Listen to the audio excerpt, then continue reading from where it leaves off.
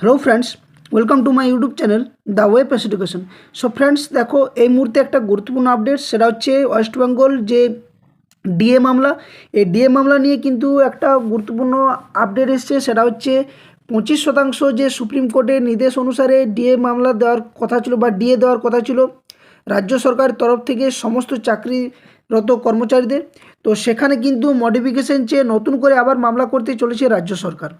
তো এখানে কি কি বিষয় আছে, বকেয়া ডিএ কি রাজ্য সরকার দেবে না, কোন কারণে আবার মামলা করলো রাজ্য সরকার, সুপ্রিম নির্দেশ যে 6 সপ্তাহ পর ডিএ দেওয়ার কথা ছিল সেই নিয়ে কি আরও কোনো দ্বন্দ্ব রয়েছে রাজ্য সরকারের, তো সমস্ত তথ্যগুলো আমরা এক এক করে ভিডিওর মাধ্যমেই জানবো। তো যে সমস্ত চাকরিরত কর্মচারীরা রয়েছেন তাদেরকে আমি বলবো অবশ্যই যারা চ্যানেলে নতুন আছেন অবশ্যই চ্যানেলটি সাবস্ক্রাইব করবেন এবং সাথে সাথে পাশে থাকা বেল নোটিফিকেশনে অন করে রাখবেন, কারণ এই ধরনের সমস্ত গুরুত্বপূর্ণ ডিএ মামলা সংক্রান্ত বা চাকরি সংক্রান্ত নিউজ পাওয়ার জন্য আপনারা অবশ্যই চ্যানেলের পাশে থাকুন এবং সাথে সাথে চ্যানেলটি সাবস্ক্রাইব করে বেল নোটিফিকেশন অন করুন এবং সকলকে বলবো ভিডিওটা যতটা পারবে বাকিদের কাছে শেয়ার অবশ্যই করবেন। তো দেখুন আজকের যেটা বিষয়টা সেটা হচ্ছে ডিএ মামলা নিয়ে একটা গুরুত্বপূর্ণ বিষয় হচ্ছে যে মডিফিকেশন চেয়ে রাজ্য সরকার সুপ্রিম কোর্টে যাচ্ছে। তো এই মামলা যেহেতু তোমরা সকলে আপনারা জানেন যে এটা 6 সপ্তাহের পর কিন্তু ডিএ দেওয়ার কথা এবং 4 সপ্তাহ পর এই ডিএ সংক্রান্ত যে একটা নির্দেশনামা সেটা কিন্তু হলফনামা হিসেবে প্রকাশ করার কথা ছিল রাজ্য সরকার তরফ থেকে, কিন্তু নানান দ্বন্দ্বের মধ্য দিয়ে রাজ্য সরকার চলছে যে আদৌ কী হিসাবে ডিএ দেওয়া হবে, কত পার্সেন্টেজ যে 25% ডিএ দেওয়া হবে, কেমন করে দেওয়া হবে, এই নিয়ে রাজ্য সরকারের যে আধিকারিকরা রয়েছে তাদের মধ্যে একটা সন্দেহ প্রকাশ করছে, যার জন্য কিন্তু আবার ক্লারিফিকেশন চেয়েছে সুপ্রিম নির্দেশের কাছে বা সুপ্রিমের কাছে। তো চলুন দেখা যাক কী কী বিষয় এখানে রয়েছে, অবশ্যই আমরা এক এক করে বিষয়টা জানার চেষ্টা করব। তো দেখুন যে বিষয়টা আজকে ডিএ মামলার সংক্রান্ত রয়েছে সেটা হচ্ছে ডিএ মামলার অন্তর্বর্তীকালীন নির্দেশে মডিফিকেশন চেয়ে সুপ্রিম কোর্টে আবেদন করছে রাজ্য সরকার।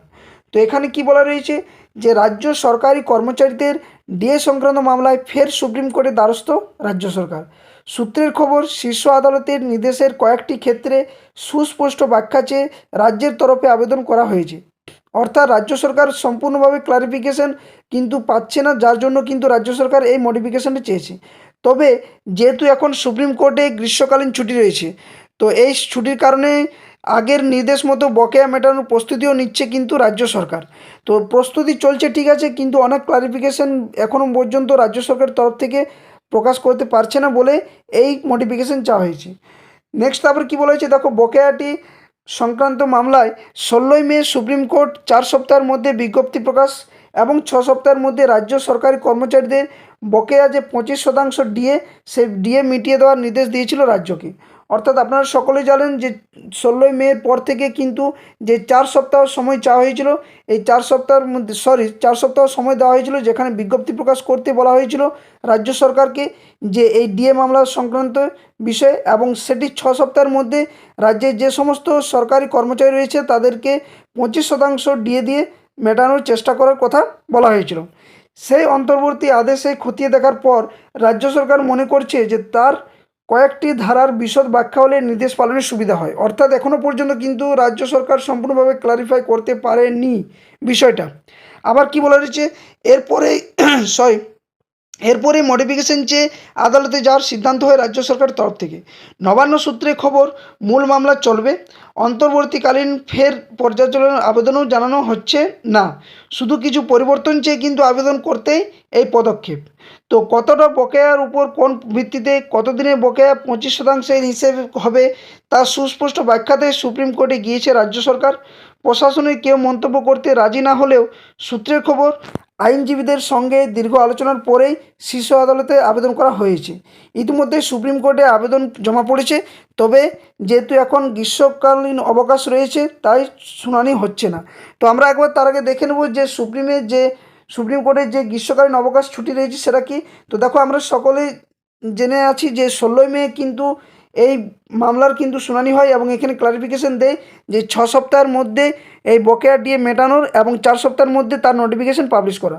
তো যেহেতু জুন মাসটা পুরোটাই কিন্তু ছুটির অবকাশ রয়েছে, এটা হচ্ছে সুপ্রিম কোর্টের ক্যালেন্ডার যেখানে ছুটির অবকাশটা দেওয়া রয়েছে জুন মাসে, দেখো পুরো 30টা দিন ছুটি। এবং যেহেতু 16ই মে এই ঘোষণাটা হয়েছিল, তারপর থেকে যদি 4 সপ্তাহ প্রথমত নোটিফিকেশনের জন্য ধরা হয় তাহলে হয় 28 দিন।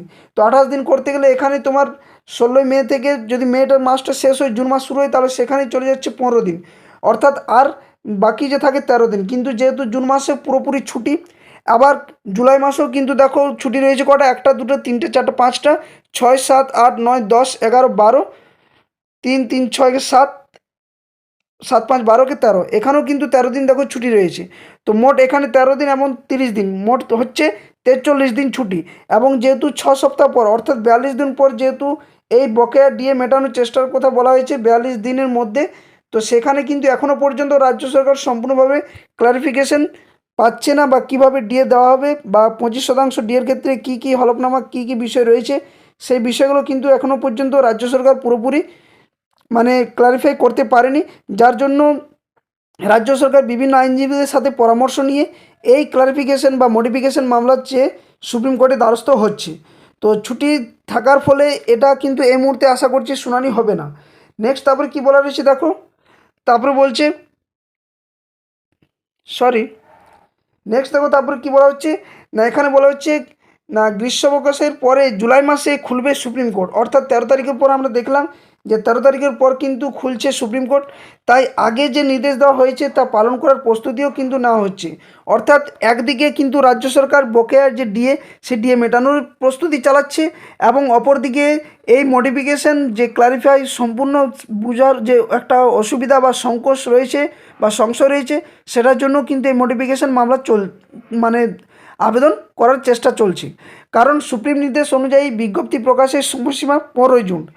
বকেয়া ডিএ দেওয়ার জন্য বকেয়া যে ডিএ নির্দিষ্ট সময় 6 সপ্তাহ শেষ হবে এই 30শে জুন। তো 30শে জুন যদি হয় তাহলে সময়টা থেকে যাচ্ছে জুলাই মাস, এবং এই জুলাই মাস যদি পড়ে যাচ্ছে তাহলে দেখা যাচ্ছে যে 13 জুলাই হয়ে যাচ্ছে, এখানে ছুটি থাকছে, অবকাশের যে ছুটিটা আর কি। তো সেই মোতাবেক কিন্তু অনেক দ্বন্দ্ব থেকে যাচ্ছে, এবং রাজ্যে যে সমস্ত সরকারি কর্মচারী আপনারা রয়েছেন তাদের মধ্যেও কিন্তু একটা সংশয় যে দীর্ঘদিন ধরে যে এই ডিএ মামলা চলছিল, যার একটা শুনানি হয়েছে সুপ্রিম নির্দেশে, সেই শুনানির পরেও কিন্তু রাজ্য সরকার কেন ক্লারিফিকেশন চাইছে বা মডিফিকেশন চাইছে সেটা নিয়ে বিভিন্ন মানে একটা দ্বন্দ্বের সৃষ্টি হয়েছে। তো শীর্ষ আদালতে রাজ্যের আবেদনের শুনানি কবে হবে তা চূড়ান্ত না হওয়ায় বকেয়া 25% হিসেব করে কিভাবে বকেয়া ডিএ মেটানো হবে তা নিয়েও কিন্তু প্রস্তুতি চালাচ্ছেন নবান্ন। তো এই নির্দেশ যেটা দেওয়া হয়েছিল সেটা কিন্তু মানে সুপ্রিম নির্দেশ, এবং সুপ্রিম নির্দেশে যেহেতু সমস্ত বিষয়টা কিন্তু রাজ্য সরকারের এখতিয়ারের মধ্যে দেওয়া হয়েছে, তা রাজ্য সরকার চাইছে যে ডিএ মেটানোরও, এবং অপরদিকে যে মডিফিকেশন সেই মডিফিকেশনের মধ্যে কিছু হয়তো ওনাদের বুঝতে অসুবিধা হচ্ছে, সেই জন্য এই মামলা করা হয়েছে। তো দেখা যাক এরপর এই ডিএ মামলা আদৌ কি মেটানোর চেষ্টা হবে, নাকি আরও কোনো নতুন পদক্ষেপ নেওয়া হচ্ছে রাজ্য সরকার তরফ থেকে, নাকি 25% ডিএ সমস্ত সরকারি কর্মচারীদের জন্য একইভাবে দেওয়া হবে, নাকি আরও কোনো পরিবর্তন আনতে চলেছে রাজ্য সরকার, তা নিয়ে কিন্তু একটা মামলা করা হচ্ছে। তো এই সমস্ত বিষয়গুলো এক এক করে তোমাদের সামনে আমি শেয়ার করলাম বা আপনাদের কাছে শেয়ার করলাম। যদি আপনাদের ভিডিওটি ভালো লেগে থাকে তো অবশ্যই ভিডিওটি লাইক, বন্ধুর সাথে শেয়ার করবেন, এবং সাথে সাথে বলবো যারা চ্যানেলে নতুন আছেন অবশ্যই চ্যানেলটি সাবস্ক্রাইব করে বেল নোটিফিকেশনটি অন করে রাখবেন। এই ধরনের সমস্ত গুরুত্বপূর্ণ চাকরি নোটিফিকেশন, নিউজ আপডেট, এবং সাথে সাথে এই যে রাজ্যের সমস্ত যে নিউজগুলো রয়েছে সেগুলো পাওয়ার জন্য অবশ্যই চ্যানেলের পাশে থাকুন। তো এটাই ছিল ডিএ মামলা সংক্রান্ত নির্দেশ বা আপডেট। আশা করছি ভিডিওটি ভালো লেগেছে। সকলে অবশ্য লাইক এবং শেয়ার করবেন। ধন্যবাদ। জয় হিন্দ।